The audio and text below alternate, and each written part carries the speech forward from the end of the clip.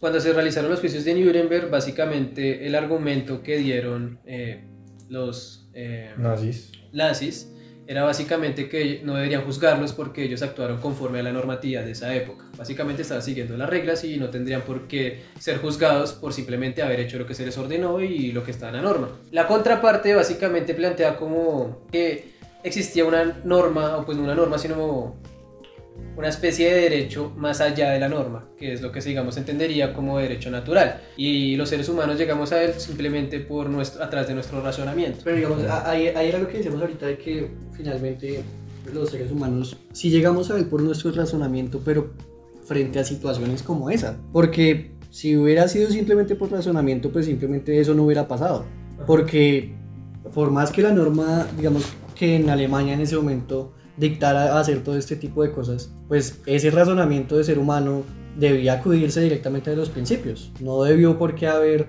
esperado a suceder todo esto para que alguien dijera allá mismo como, oiga, estamos cagándola. Pero es el hecho de que siempre haya existido los derechos humanos o la dignidad y la obligación que tenemos de respetar esas cosas, no significa que siempre lo hayamos tenido que reconocer. O sea, no siempre hemos estado conscientes de eso, pero eso no significa que no haya existido desde antes. Es como...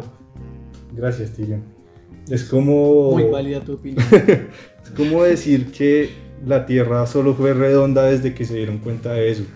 No siempre había sido así, pero es a partir precisamente del razonamiento que nos damos cuenta de una realidad de la que no éramos conscientes antes de pronto.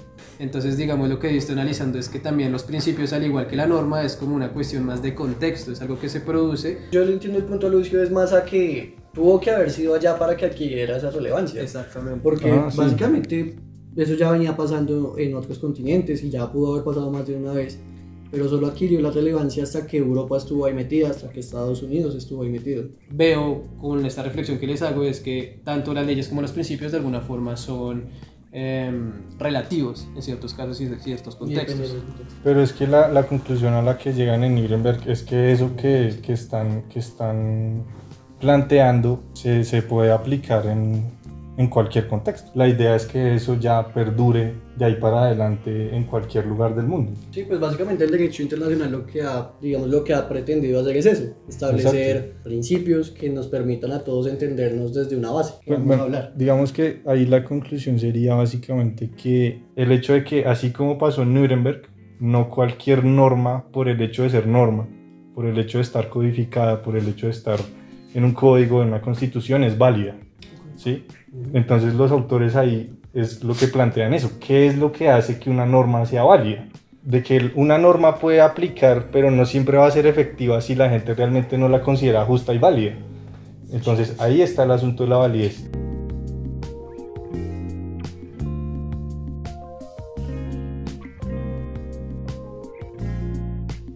¿Crees que es importante la opinión del pueblo colombiano al momento de estructurar una ley o una reforma a la Constitución? El Congreso nos representa y es quien maneja o impone las leyes, pero en la realidad no siempre representa al pueblo. Cuando están allá representan sus propios intereses. Entonces ahí es donde es importante que el pueblo se manifieste y que ese Congreso escuche a quien lo eligió. Para eso es que se hace una selección y una elección de los congresistas y senadores que idealmente son los que van a proyectar diferentes sectores de población del país para que puedan realizar leyes enfocadas hacia ese tipo de población. Entonces considero que pues ellos son los encargados de hacer estas labores y asimismo el pueblo, si ve que hay una ley que está en contra de los fundamentos que se plantean, poder buscar la manifestación como una forma de hacerse escuchar a algo que no estén de acuerdo. Pero eso es solo una perspectiva, ¿no? Digamos, porque también está como, si mal no recuerdo, era como proporcionalidad, necesidad, pero creo que digamos, es como dentro de lo que plantea Alexi. Bueno, sí. Bueno, sí, había validez social, validez jurídica y validez ética. Exacto. Sí, porque igual frente a la validez, hay, digamos, ahorita que usted decía eso de que tiene que ser aceptada socialmente, pues no podemos esperar que siempre toda norma sea aceptada socialmente. Por ejemplo, no sé, algo muy loco, que se apruebe la pena de muerte. Socialmente seguramente acá en Colombia pegaría mucho, porque sabemos que la gente, por ejemplo, apena de muerte a violadores. Creo que ahí entonces ya tendríamos que entrar a hablar del asunto de cómo el juez es el que corrige por medio de la interpretación en los casos más difíciles. El juez, la labor principal del juez, según Dworkin y también Alexis, sería básicamente como saber interpretar la norma dependiendo de cada caso específico y en ese sentido traer principios puntuales. Tanto Dworkin como Alexis plantean dos formas de solucionar esto. Dworkin habla acerca del balanceo, en el cual se presenta una jerarquización de principios de alguna forma. En ese sentido, básicamente la idea es que cuando hayan casos difíciles y haya conflicto de principios, va a haber algún principio que de alguna u otra forma tenga mayor jerarquía o mayor relevancia o mayor primacía sobre otro principio.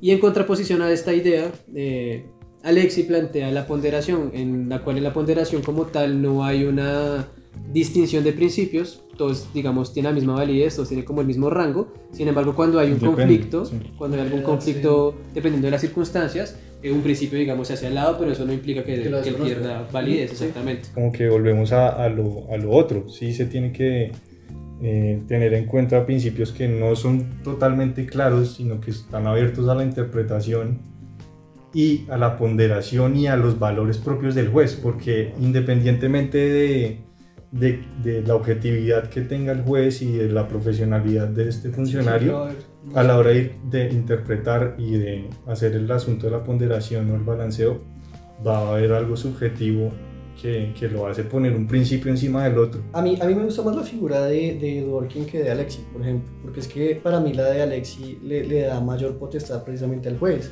Y da precisamente esa potestad de lo que usted dice, de que el juez finalmente, a pesar de su profesionalidad, él va a tener la subjetividad de escoger qué principio darle prelación, obviamente sin desconocer el otro, pero finalmente si prevalece un principio encima del otro, pues se va a desconocer de cierta forma ese. Sí, claro. Sí, o sea, igual eso se va a afectar de alguna forma.